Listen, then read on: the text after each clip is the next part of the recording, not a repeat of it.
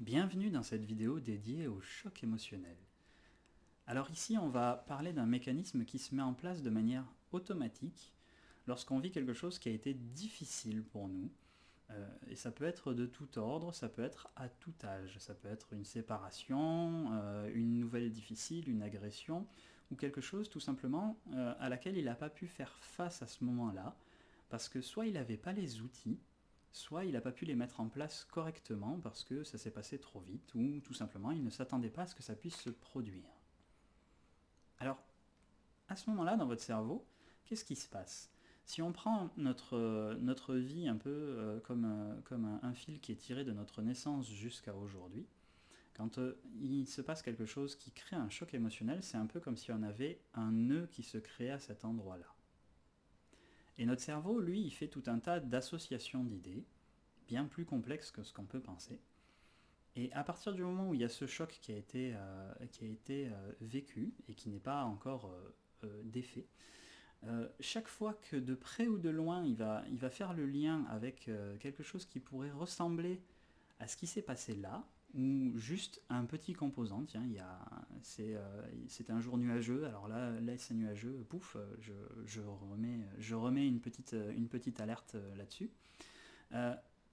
Il va effectivement réagir pour vous protéger, mais le problème c'est qu'il va vous protéger avec les outils qu'il avait à l'époque, c'est-à-dire les outils qu'il n'a pas su mettre en place, donc les outils que vous n'aviez pas.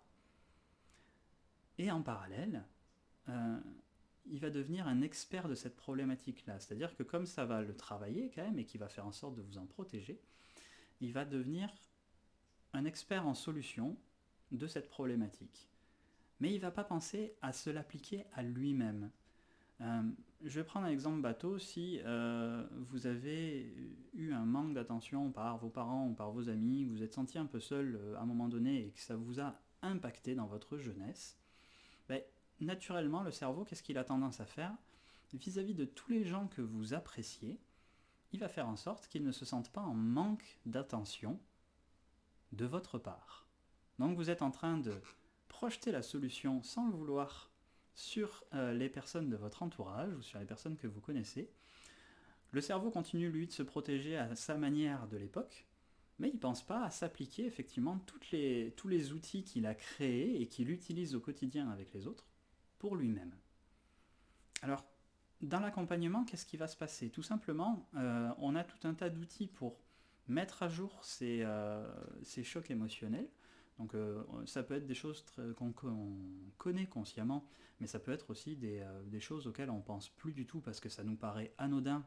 Mais si s'est passé quelque chose quand on avait 8 ans, peut-être pour nous c'est plus quelque chose de très grave, mais pour notre cerveau ça l'est encore. Et une fois qu'on a identifié ce nœud-là, tout simplement on va aller récupérer avec d'autres techniques les outils qu'on utilise au quotidien pour les autres, et on va les ramener à ce nœud-là pour pouvoir dénouer tout simplement ce nœud-là. Et à partir du moment où il n'y a plus de nœud, qu'est-ce qui se passe?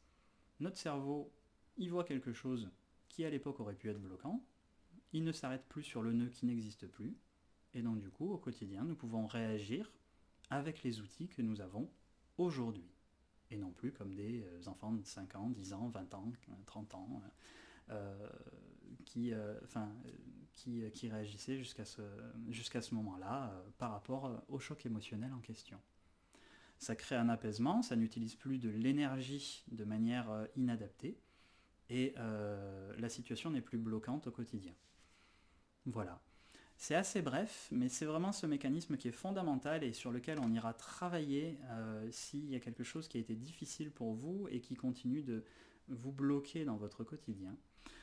Il y aura très certainement d'autres vidéos sur la gestion des émotions qui viendront sur le site et sur la chaîne. N'hésitez pas à me poser des questions si vous aimeriez que je traite un sujet spécifique ou si vous aimeriez que j'approfondisse un petit peu le sujet, soit directement en commentaire dans la vidéo, soit via le formulaire de contact. Moi en attendant, je vous dis à très bientôt et je vous souhaite une belle fin de journée.